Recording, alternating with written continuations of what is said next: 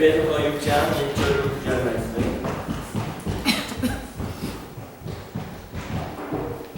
교독합시다. 1절로 9절. 자녀들아, 주 안에서 너희 부모에게 순종하라. 이것이 옳으니라. 내 아버지와 어머니를 공경하라. 이것은 약속이 있는 첫 계명이니. 이로써 내가 잘되고 땅에서 장수하리라. 또 아비들아, 너희 자녀를 노엽게 하지 말고 오직 주의 교훈과 훈계로 양육하라. 종들아, 두려워하고 떨며 성실한 마음으로 육체의 성전에게 순전하기를 그리스도께 하듯 하라. 멸만하여 사람을 기쁘게 하는 것처럼 하지 말고 그리스도의 종들처럼 마음으로 하나님의 뜻을 행하고 기쁜 마음으로 섬기기를 주께 하듯 하고 사람들에게 하지 말라. 이는 각 사람이 무슨 선을 행하든지 종이나 자윤이나 주께로부터 그대로 받을 줄을 알미라. 같이 읽습니다. 상전들아, 너희도 그들에게 이와 같이 하고 위협을 그치라. 이는 그들과 너희의 상전이 하늘에 계시고 그에게는 사람을 외모로 취하는 일이 없는 줄 너희가 알미라. 감사합니다. 사랑의 하나님, 말씀을 들을 때 깨닫게 하시고 또 이 말씀을 통해서 우리가 하나님의 뜻을 발견하고 하나님의 뜻대로 살아가는 자들 되게 허락하여 주시옵소서. 아멘. 감사함이 예수님의 이름으로 기도합니다. 아멘. 우리 같이 한번 합시다. 치유와 회복된 세계를 품자. 치유와 회복되어 세계를 품자. 올해의 표도 한번 할까요? 사명을 감당하는 건강한 교회가 되자. 사명을 감당하는 건강한 교회가 되자. 오늘 말씀에 제목도 합니다. 성도의 삶은 순종과 섬김으로. 성도의 삶은 순종과 섬김으로. 할렐루야. 아름다운 주일, 우리는 아름다운 우리 성도님들이 모여 하나님을 예배할 수 있어서 감사합니다. 아멘. 그러면 아름답다는 말의 뜻을 아십니까? 그래서 아름이란 말은 나라는 뜻이 있습니다. 개인이라는 그 뜻이 있는데, 그래서 어원이 그렇게 시작되는데 아름답다. 그러니까 아름이라는 단어가 나라면 아름답다, 그러니까 나답다라는 거예요. 그래서 정말 아름다운 사람은 어떤 사람이냐면 나다운 사람이 아름다운 사람이라는 겁니다. 다시 말해서 성도가 아름다운 성도라는 것은 성도다운 성도가 아름다운 성도라는 겁니다. 주일이 아름다운 이유는 주일답게 우리가 하나님을 예배할 수 있기 때문에 아름다운 주일인 것입니다. 네, 성도가 아름다운 것처럼 성도다운 삶을 사는 저와 여러분 되시길 바랍니다. 또 저와 여러분이 더 아름다운 그 주님의 자녀이라는 것은 주님의 자녀답게 살아가기 때문입니다. 옆 사람 한번 축복할까요? 당신은 너무 아름답습니다. 당신은 너무 아름답습니다. 당신답습니다. 당신답습니다. 하나님 자녀답습니다. 하나님 자녀답습니다. 네. 오늘 말씀은 성도의 삶에서 주변의 관계 가운데 어떻게 해야 되는지, 어떤 삶을 살아야 되는지, 어떻게 관계하며 살아야 되는지를 말씀해 주고 있습니다. 그래서 성도의 삶은 순종과 섬김으로 살아야 됩니다. 이 말씀은 오늘 다 잊어버려도 이것만은 딱 기억했으면 좋겠어요.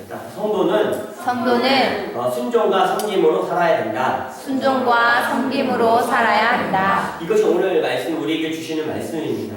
놀라운 건 이 이후에는 이제 넘어가서 이 영적인 전쟁에 대한 이야기가 나옵니다. 잘 아는 에베소서 6장 하늘의 정사와 거기서 잡은 사단의 세력과 싸우는 영적인 전쟁이 나오는데 그 전에 먼저 나오는 것이 성도 간의 관계, 상하 간의 관계, 교회 안에서의 관계, 부모님과 자녀의 관계에 대해서 나오고 있다는 겁니다. 그래서 우리가 실질적인 영적인 전쟁터가 어디냐면 바로 이 사람들 사는 곳에 이런 영적인 전쟁이 일어난다는 겁니다. 저와 여러분은 승리하시길 예수님의 이름으로 축복합니다. 네. 이 말은 다시 말하면 부부가 하나 되어 사랑과 복종을, 부모와 자식이 순종과 섬김이 있으면 종과 상전이 죽게 하는 삶이 바로 올바르면 영적인 전쟁을 잘 준비하는 것이라는 것입니다.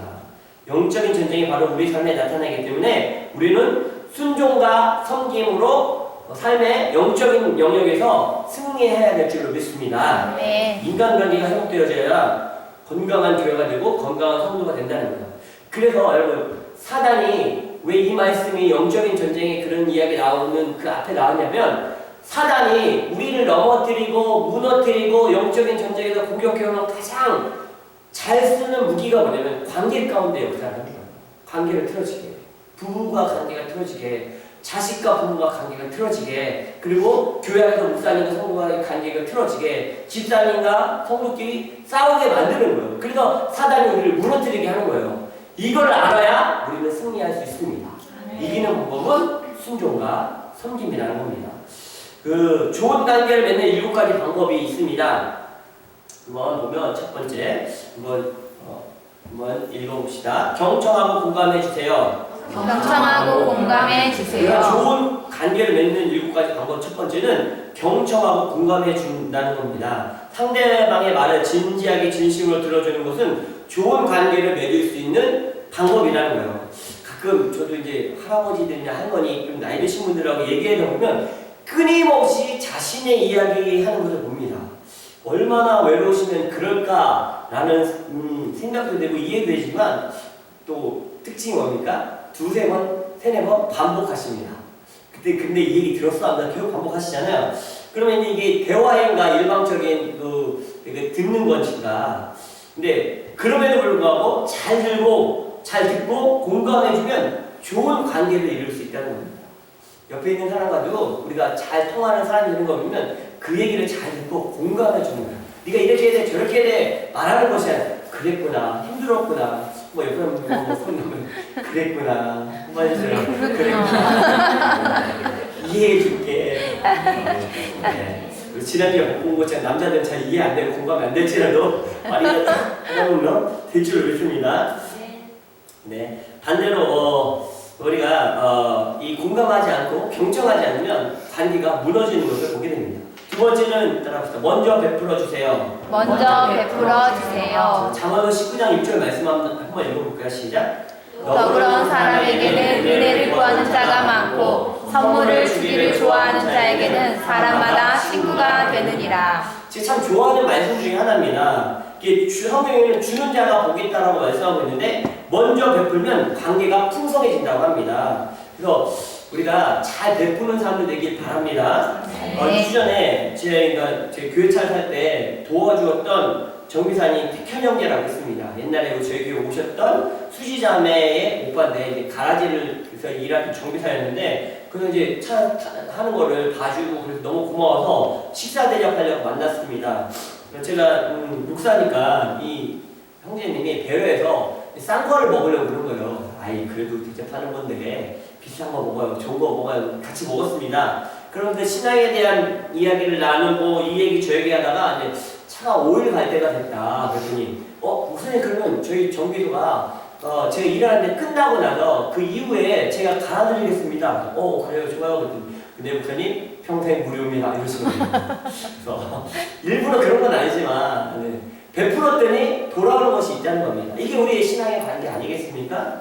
하나 더 경험한 은혜는 저랑 제 친한 친구 목사가 있는데 신학교도 같이 지냈고 같은 교회 출신인데 이제 부동산 사역을 하다가 한동안 이제 코로나 이후에 이제 사역을 내려놓고 사역을 하지 못했어요. 근데 이제 50대가 되니까 어디서 부목사로 불러주진 않아요. 네. 이제 담임 목사로 갈 수도 없고 개척을 해야 되는데 저 한참 2, 3년은 그냥 집에서 가정예배 드리면서 어려운 가운데 있다가 이제 공주에 있는 어느 시골 교회에 부임하게 됐습니다. 그래서 이제 부임하기 저도 너무 좋아서 이렇게 전화 통화를 하게 됐습니다.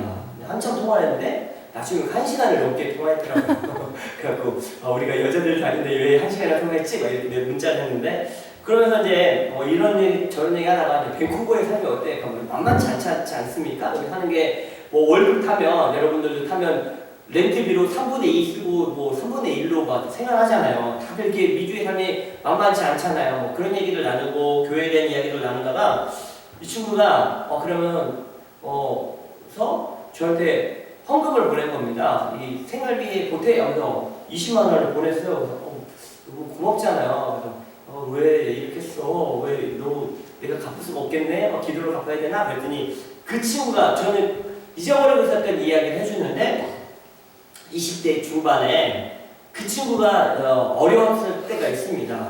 돈이 정말 필요했는데 제가 몇만 원씩 이렇게 넣어놨던 3년 동안 적금을 한 것이 있었습니다. 근데 만기를 2, 3개월 남겨두고 있었어요. 근데 그거를 제가 깨서 그 친구에게 줬던 거를 저는 잊어버리고 있었는데 그 친구가 기억하면 그때 네가 어려울 때 날 도와줬잖아 라고 한번 카톡을 보냈더라고요.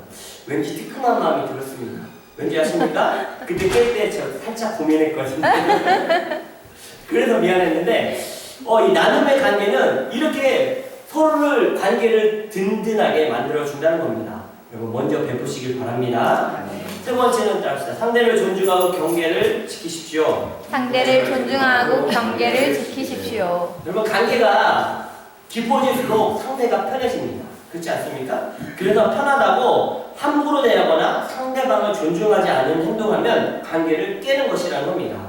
서로에게 지켜야 할 선이 있다는 거죠. 그래야지 오래 건강한 관계를 유지된다는 거예요. 이제 저도 이제 결혼한 25년 정도 되니까 어느 선이 있더라고요. 여기 넘으면 저 사람이 화가 내고, 저 사람 여기 넘어오면 내가 화내는 그 부분이 있더라고요. 그래서 요거 딱 그 경계에 오면 여기까지만 경계를 잘 지켜야 좋은 관계를 맺을 수 있습니다. 네 번째 따라합시다. 감사하고 표현하세요. 감사하고 표현하세요. 우리에게 좋은 친구가 있고 좋은 배우자가 있고 좋은 자녀가 있고 부모가 있고 좋은 목회자와 성도가 있다면 감사하고 표현해야 됩니다.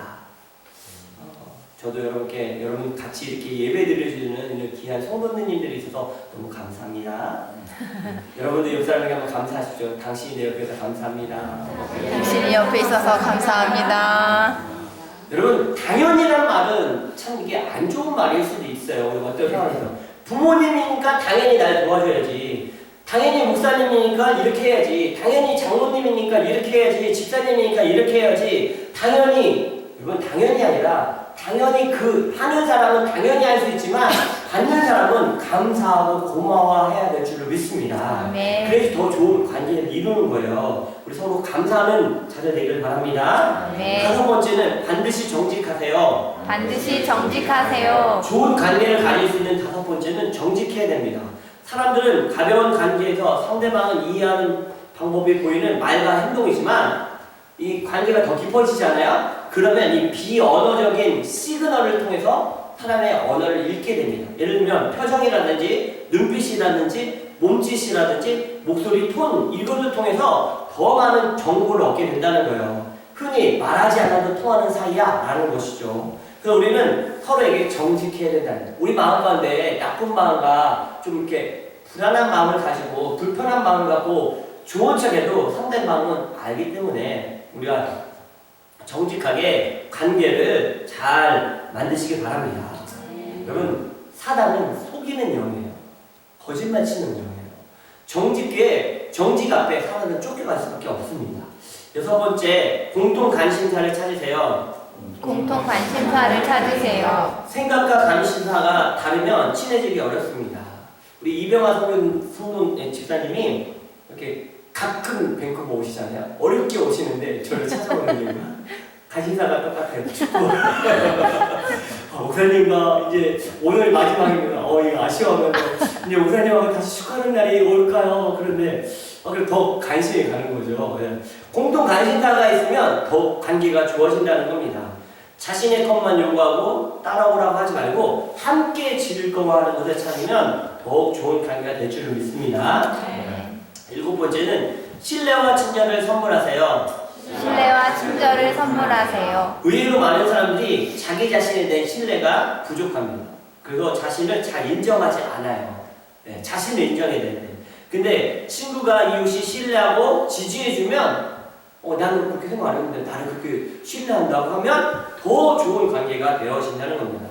다른 사람들이 욕하고 나쁘게 이야기해도 끝까지 편되어주고 믿어주면 그 관계가 빛나게 되는 것입니다.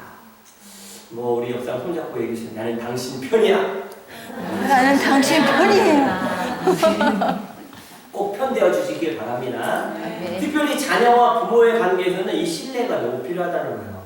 아들아 딸아 나는 너를 믿어. 넌 할 수 있어. 영국에서 있을 때 제가 이제 안 되는 영어로 또 공부를 해야 되고 하니까 너무 지쳤어요. 힘들었어요. 그때 이제 첫째 딸 예지가 7살이었는데 아빠는 할 수 있어! 이러는데 그 7살 아이가 얘기했는데 엄청 힘이 되더라고요.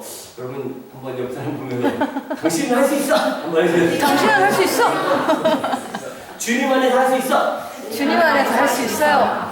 옆 사람을 응원하는, 지지해주는 그런 사람들 되시길 바랍니다. 네. 그러면 성도의 삶은 순종과 섬김으로 살아야 되는데, 첫 번째 자녀들에게 하나님이 말씀해 주는 게 있습니다. 1, 2, 3절인데 우리 같이 한번 읽읍시다. 시작. 자녀들아 주 안에서 너희 부모에게 순종하라. 이것이 옳으니라. 내 아버지와 어머니를 공경하라. 이것은 약속이 있는 첫 계명이니 이로써 내가 잘되고 땅에서 장수하리라. 우리 자녀된 사람들 다 우리가 다 자녀된 사람 아닙니까? 그 누가 그런 얘기 하더라고요.